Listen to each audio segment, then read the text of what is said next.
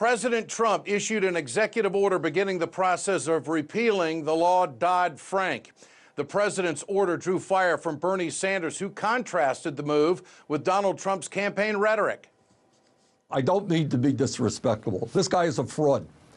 This guy ran for president of the United States saying, Donald Trump, I'm going to take on Wall Street. These guys are getting away with murder. And then suddenly he appoints all of these billionaires. His major financial advisor comes from Goldman Sachs, and now he's going to dismantle legislation that protects consumers. Our next guest worked with Congress to craft the Dodd-Frank law and then helped write over 60 regulations to implement the law. Former U.S. Trading Commissioner Bart Chilton joins us tonight. Bart, nice to have you with us. When you hear that Dodd-Frank is going to be repealed, tell folks out there who don't quite grab all that's to be known about the financial sector what this would do. Hey, Ed. Well, look, it's pretty simple. The financial collapse, the whole Great Recession, was because there was no regulation of these things called over-the-counter swaps. And these are bets upon bets upon bets, derivatives that were totally unregulated, zero, zip, nada.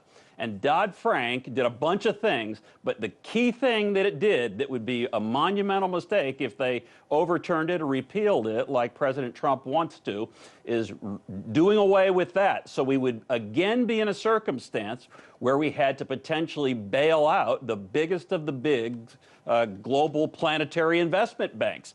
That's what happened. It would be a real mistake to go backwards. Well, from what you recall, what did Donald Trump say on the campaign trail that's not working with the repeal of Dodd-Frank?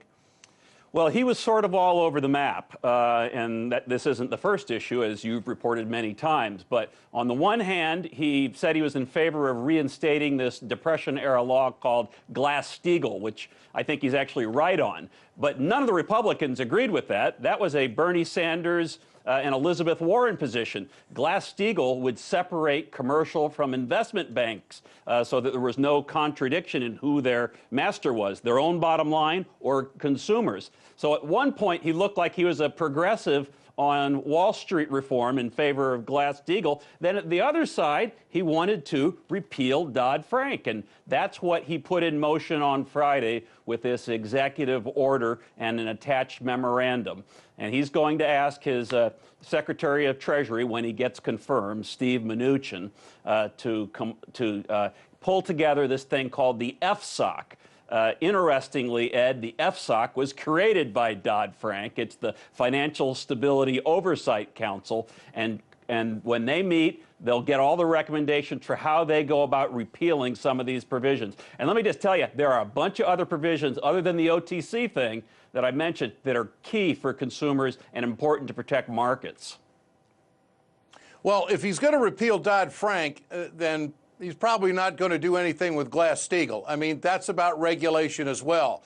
So he would deregulate on one end and then regulate on the other end. That doesn't seem consistent. It's whipsaw, but you never know right? what this guy's going to do. Here's the big point of it all is that we're really going to go back to the Bush years when it comes to running Wall Street if Donald Trump gets his way. I mean, that's really what the American people got to grab, that we could run into another mortgage meltdown, and we could see loans that are out to people who can't service them and don't have the backup, and that we could be walking right down the road to another bailout or a decision to a bailout, which what we had the last time turned out to be money being used to just buy up a bunch of other banks, and the big got bigger. I mean, in a nutshell, right. That's where we're headed, right? You got it. And let me just, Ed, if you might give me one more on one key provision that the president talked specifically about getting rid of, and it's capital requirements. So what we did when we thought some of the banks were going to collapse, and we bailed them out to the tune of $500 billion with a B dollars, $500 billion, is we said you're going to have higher capital requirements. That's what Dodd-Frank says. So you've got to have more of a backstop for your risky bets. We're not going to let you go on a bunch of flyers.